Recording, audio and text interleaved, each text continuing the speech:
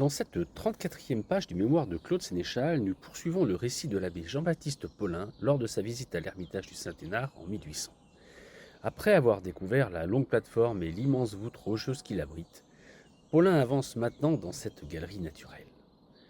Il observe les gradins, les bancs creusés par la roche, les rosiers sauvages, les plantes suspendues aux fissures, puis il arrive aux débris de la demeure des anciens ermites. Le passage est très fort, car il mêle la beauté presque sacrée du lieu à la tristesse des ruines et au souvenir de l'incendie qui avait détruit l'ermitage avant la Révolution. La galerie présentait par intervalles des gradins et des bancs naturellement forés. Des rosiers sauvages en grand nombre qui s'élevaient à une grande hauteur ornaient le pied de la roche. De jeunes arbrisseaux, des plantes sauvages qui croissent dans les fentes, descendaient en forme de lustres et de festons du cintre de la voûte qui s'élève à plus de 100 pieds au-dessus de la tête du voyageur. Je me crois dans un temple égyptien ou dans une basilique des Goths, nos bons aïeux. Arrivé à la demeure des anciens ermites, j'en contemple les débris. Ce n'était pas un attentat de la Révolution.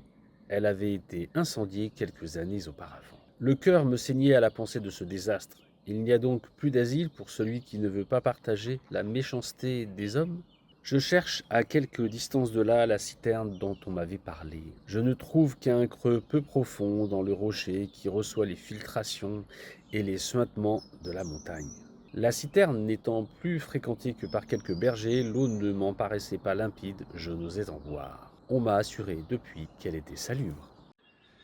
Bonjour à tous, j'espère que vous aurez aimé ce 34e épisode sur l'Ermitage du Saint-Hénard. Pour information, en 2026, la citerne est toujours là. Alors certes, l'eau n'est pas très claire, mais si vous avez un filtre, vous pouvez toujours essayer de la filtrer. Et pensez à cet ermite qu'il y a plus de 800 ans. Buvez l'eau de sa source et passez son temps à méditer dans ce fabuleux lieu qu'est l'Ermitage. Je vous souhaite à tous une excellente fin de journée et on se retrouve très bientôt pour une nouvelle vidéo. Ciao, ciao.